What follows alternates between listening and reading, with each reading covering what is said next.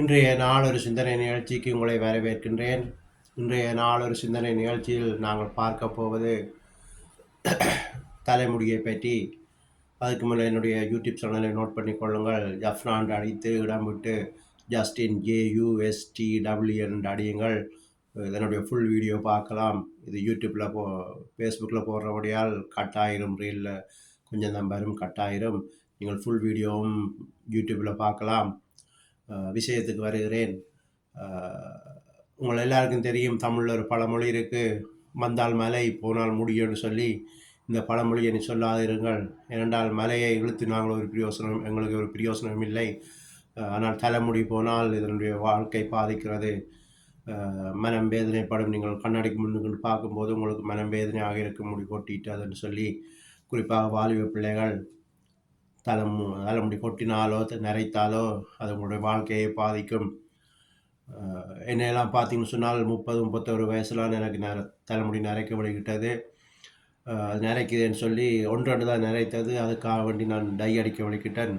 வலிக்கிடும்போது அது முடி ஃபுல்லாகவே வெள்ளையாக வலிக்கிட்டது. அதை தொடர்ந்து அந்த டைக்கு முடியும் கொட்டும். அதனாலே நான் 40 வயசுலலாம் நிப்பாட்டிட்டேன் டை அடிக்கிறத. அதனாலே கொஞ்சம் முடி எனக்கு இருக்கின்றது. ஆனால் இப்போதைய இளம் பிள்ளைகளுக்கு பார்த்திங்கன்னா சின்ன வயசுலேயே தலைமுடி நரைக்கிறது. பொம்பளை பிள்ளைகளுக்காக இருந்தாலும் சரி, ஆம்பளைகளுக்காக இருந்தாலும் சரி, தலை நரைக்கின்றது. அது நரைக்குதுன்னு சொல்லி நீங்கள் டை அடிக்க வலிக்கிட்டீங்கன்னு சொன்னால் முடி கொட்டி உங்களோட வாழ்க்கையை வீணாகிவிடும். 35-40 வயசுல எல்லாம் இளம் வயசு. அந்த வயசுலேயே நீங்கள் மொட்டையாக முடி நரைத்தோ கொட்டியோ இருக்கும்.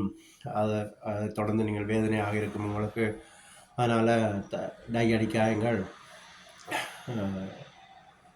அப்படி இருந்தாலும் பரவாயில்ல, உங்களுக்கு ஏதாவது ஒரு துணை கிடைக்கும். உங்களை பார்த்து சொல்லுவாங்க, 1000 பொய் சொல்லி கல்யாணம் செய்கிறேன்னு சொல்லி. நீங்கள் அந்த பொய்ன்னு சொல்ல வேணாம். உங்களை பார்த்து உங்களுக்கு ஒரு துணை அமையும். பொய் சொல்லாமல் நீங்கள் கல்யாணத்தை செய்யுங்கள்.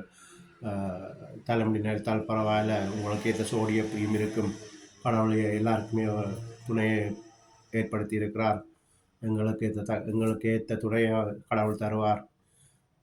மனைவி அமைவதெல்லாம் இறைவன் கொடுத்தவர் என்று சொல்வார்கள். அதே மாதிரி அவர் உங்களுக்கு துணையை தருவார். அதுக்காக கவலைப்பட வேண்டாம். நீங்கள் டை அடித்தீங்கன்னு சொன்னால் முடி கொட்டும். தலையும் நரைக்கும், கூடுதலாக முடியும் கொட்டும். அப்போ பாலிய பிள்ளைகளே கவனமாக இருங்கள். டை அடிக்காமல் கவனமாக இருங்கள். இதைத் தொடர்ந்து இந்த சவுதி, அந்த அரபு நாடுகள்லாம் பார்த்திங்கன்னு சொன்னால் அங்கே இருக்கிற வாலிய தமிழ் மாதிரி தான் கூட முடி கொட்டுறது. ஏனென்றால் அங்கே சுடுதண்ணி, எந்த நேரம் சுடுதண்ணியாக இருக்கும். வெயிலுக்கு சூட்டுக்கு தண்ணி சூடாக இருக்கும். அதை தலைக்கு பிடிக்கும்போது முடி கூடுதலாக கொட்டும். அப்போ நீங்கள் பச்சை தண்ணியை எடுத்து அதை கலந்து தலைக்கு பிடியுங்கள். அதை விட இங்கே என்னையும் பார்த்தீங்கன்னா ஒவ்வொரு நாளும் குளிப்பெண் வேலை முடித்து இங்கே குளிராகவே இருக்கும் தண்ணி. அப்போ சூடு கலக்க வேணும். அப்போ சூடு நான் தலைக்கு பிடிக்க மாட்டேன். சுடு தண்ணியை மேலுக்கு பிடிச்சிட்டு கொஞ்சம் பச்சை தண்ணி தலைக்கு பிடிச்சி ஷாம்புவை போட்டுட்டு கழுவிட்டு தண்டுவன் சுடு தண்ணி பிடிக்கிறேல. அதனாலேயே கொஞ்சம் முடி இருக்கின்றது எனக்கு. இப்படியாக இதில் கவனித்து நீங்கள் செய்யும்போது உங்களுடைய தலைமுடியை பாதுகாக்க முடியும். கூடுதலாக யோசிக்காயங்கள் கணக்க யோசிக்கக்கூடாது. யோசிக்க ஒரு பிரயோசனம் இல்லை. வேறு என்ன சொல்கிறது?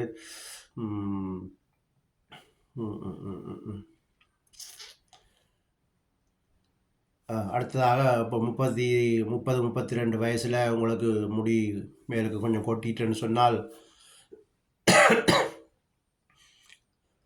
அடுத்தது இதுவும் சொல்ல வேணும். என்ன,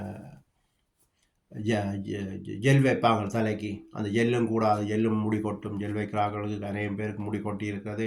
ஜெல்லும் வைக்கக்கூடாது. குறிப்பாக நல்லெண்ணெயில் வையுங்கள், தேங்காய் வையுங்கள். ஊரில் இருக்கிற நீங்களெல்லாம் நல்லெண்ணெய் தேங்காய் வைக்கலாம். முடியை பராமரித்து கொள்ளுங்கள். அடுத்ததாக 32 வயசில் முடி ஒரு அளவில் கொட்டியிருந்தால் உங்களுக்கு இன்னொரு 5 வயசு 36-37 வயசில் புல் மொட்டையாக போய்விடுவீங்கள்.